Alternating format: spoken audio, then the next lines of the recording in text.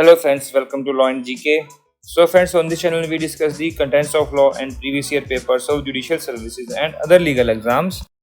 So friends अभी तक जितने भी हमें एग्ज़ाम पेपर्स मिले छत्तीसगढ़ सीरीज़ के वो हमने सारे डिस्कस कर लिए हैं। तो हमने last 23 years of Chhattisgarh judiciary के सारे पेपर्स ईयर वाइज डिस्कस कर लिए हैं और आज की इस वीडियो में हम करने जा रहे हैं all the questions of negotiable instrument act from the year 2008 to 2022। I hope कि ये वीडियोज़ आपके लिए बड़ी यूज़फुल रहेंगी। So friends, if you are preparing for judicial services, this channel will be very useful for you. आपके लिए बड़ा ही beneficial रहेगा। एंड अगर आपको ये वीडियो अच्छी लगी हो तो जरूर लाइक कीजिएगा, शेयर कीजिएगा अपने फ्रेंड्स के साथ। And don't forget to subscribe the channel and while subscribing don't forget to press the bell icon so that you can get the notification of our upcoming videos. And अगर आपको हमारे efforts अच्छे लगे हो तो in addition to like and subscribe, kindly give us a super thanks. Super thanks is a way to appreciate the content creator. आप जो भी कंटेंट बनाता है उसको अप्रिशिएट करने के लिए आप जितना भी अमाउंट चाहें डोनेट कर सकते हैं। Minimum is 40 rupees and maximum is rupees 10,000। So don't forget to give us a super thanks.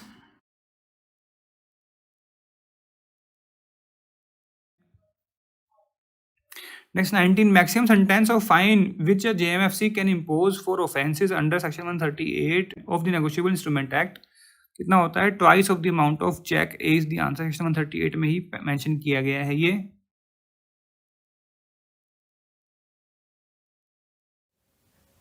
ऐसे 80 under negotiable instrument act promissory note can be drawn for minimum period of. देखिए promissory note के लिए जो है कोई time period fix नहीं किया गया है, no time limit is fix. D इसका आंसर रहेगा। चेक के लिए ज़रूर है बट वो एनआई एक्ट में नहीं है, वो आरबीआई गाइडलाइंस में है। अब जो है 3 मंथ की वैलिडिटी है चेक की, 3 मंथ्स ओनली। ऐसे 81 negotiable instrument is defined under section 13 of NI act. C is the answer. देखिए कितना बाद में जाके उसको डिफाइन किया है, what is negotiable instrument. Next है 82 under negotiable instrument act the bill of exchange is defined under section 5 में है। ए इसका आंसर रहेगा। 10 में क्या है? Payment in due course. 12 में क्या है? Foreign instrument. एंड 13 में बता ही दिया अभी, नेगोशिएबल इंस्ट्रूमेंट की डेफिनेशन है। Next 83 instruction of stop payment remains valid for. उसे कोई लिमिटेशन नहीं होती है। डी इसका आंसर रहेगा।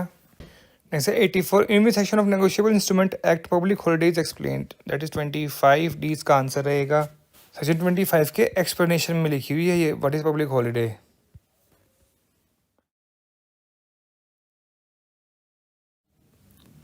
Next 81 under section 11 of negotiable instrument act, a promissory note, bill of exchange or check drawn or made in India and made payable in or drawn upon any person resident in India is inland instrument। 1 is the answer। Next 82 if the endorser signs his name and adds a direction to pay the amount mentioned in the instruments to a specified person, the endorsement is said to be endorsement in full। 2 is the answer। ये कहाँ provide किया गया है? Negotiable instrument act में। Section कौन सा है? Section है 16। इंडोर्समेंट कहाँ प्रोवाइड किया गया? 15 में। ब्लैंक एंड फुल के बारे में कहाँ मेंशन किया गया? 16 में। Next 83 every promissory note or bill of exchange which is not express to be payable on demand at a sight or on presentment is at maturity on third day on which it is express to be payable. ये कहाँ provide किया गया? Section 22 of negotiable instrument act में। और वहाँ लिखा maturity के बारे में बताया गया है वहाँ, और वहाँ लिखा है day of grace, days of grace. मतलब अगर मैच्योरिटी की डेट नहीं डाली हुई उस पर तो 3 दिन के बाद वो हो जाएगा। Next 84 as per the provisions of section 26 negotiable instrument act a minor may draw instruments so as to bind all the parties including himself। No, अपने आप को बाइंड नहीं कर सकता माइनर को कोई बाइंड नहीं कर सकता, अपने आप भी वो खुद को भी नहीं कर सकता। ठीक है, तो एक्सेप्ट हिमसेल्फ। तो 3 इसका आंसर रहेगा। Section 26 provides that. Next 85 in the case of promissory note which is not negotiable, no notice of dishonour is necessary. Notice of dishonour किस में चाहिए? सिर्फ जो नेगोशिएबल इंस्ट्रूमेंट को डिसऑनर हुआ है वहाँ पर। तो इसका आंसर है। और ये कब प्रोवाइड किया गया? सेक्शन 98 में, जहाँ पर लिखा हुआ है cases when notice of dishonour is unnecessary. ठीक है ना। Next 86 section 100 of negotiable instrument act deals with protest. 1 is the answer.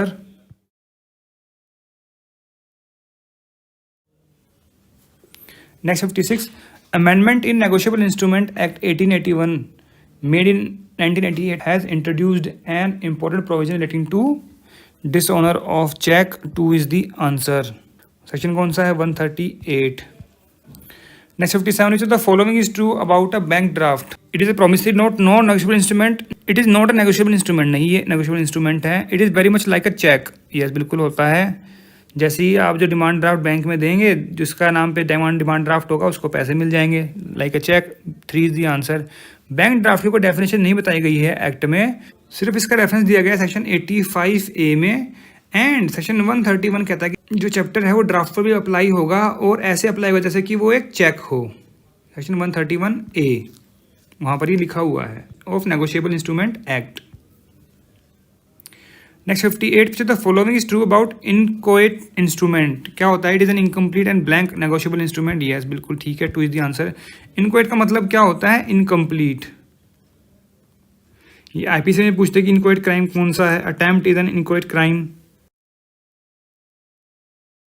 Next 59 before initiating criminal proceedings for dishonour of cheque within how many days receipt of information about dishonour should the payee of the cheque issue a notice.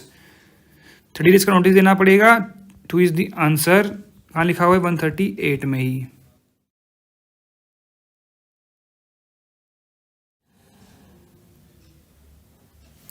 Next 74 A signs an instrument in writing as under on demand I promise to pay B a sum of ₹10,000. What is this? ये क्या है? This is promissory note. 3 is the answer.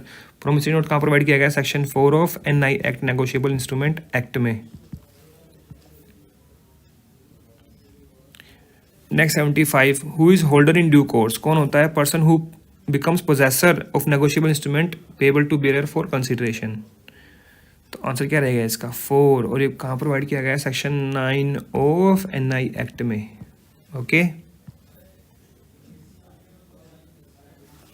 Next 76 in which the following cases the Supreme Court hold that complaint for dishonor of check can be filed at place where checks was lodged and not where check was issued. अब मानो check issue किया है कर्नाटका में, अब क्या वो case करने कर्नाटका जाएगा? नहीं. चेक उसने वो लगाया मानो दिल्ली आके किसी ब्रांच में, तो दिल्ली के पास जुडिक्शन है.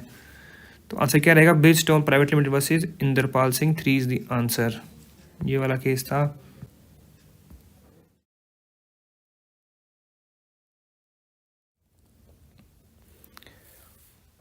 Next 60 the term negotiation of the negotiable instrument act refers to. लेकिन नेगोशिएबल इंस्ट्रूमेंट की डेफिनेशन कहाँ प्रोवाइड की गई है? प्रोवाइड की गई है सेक्शन 13 में. और नेगोशिएशन की दैट इज इन 14 सेक्शन 14. तो क्या लिखा हुआ? Transfer of bill of exchange. तो 1 इसका आंसर रहेगा. ऑलराइट. नेक्स्ट 61 व्हेन प्रेजेंटमेंट ई है for payment is to be made under section 65 of the act. ये मैं कहूँगा ये क्वेश्चन डिलीट कर देना चाहिए. बिकॉज क्यों? Of the act. कौन सा एक्ट? बट हम ये पेमेंट से समझ सकते हैं कि NI एक्ट की बात कर रहे हैं. और तो ये इन्होंने बच्चों पे छोड़ दिया, कैंडिडेट्स पे छोड़ दिया कि भाई अपने आप समझ लो जो उनसा एक्ट लगाना है यहाँ पे. They should not have happened over there. इतनी गड़बड़े हैं पेपर में बहुत ज़्यादा. तो ये presentment of payment can be made reasonable time. Presentment for payment must be made during the usual hours of business. 65 क्या कहता है? Hours of presentment. वही आप जो नेगोशिएबल इंस्ट्रूमेंट है, चेक है मान लो, तो चेक को आप बैंक में कब लेके जाओगे? जो यूजुअल आवर ऑफ बिजनेस है उसमें ही लेके जाओगे. बैंकिंग आवर्स लिखा ना.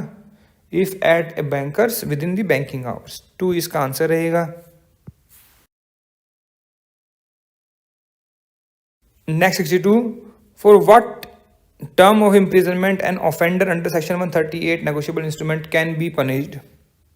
138 का पूछ रहे हैं कितनी पनिशमेंट इसमें? 2 साल की है. 1 इसका आंसर रहेगा. और फाइन कितना है? Twice of the amount of cheque. Okay. Next 63 at sight. इसको भी इनको जो है कॉलम्स में करना चाहिए. At sight under negotiable instrument act means. At sight की डेफिनेशन क्या प्रोवाइड की गई? सेक्शन 21 में. ठीक है. तो क्या होता है? एट साइट मतलब ऑन डिमांड. 2 इसका आंसर रहेगा. Next 64, dishonor of check for insufficiency of fund in account related to section 138. इतना easy question पूछ लिया, देखिए 2 इसका आंसर रहेगा।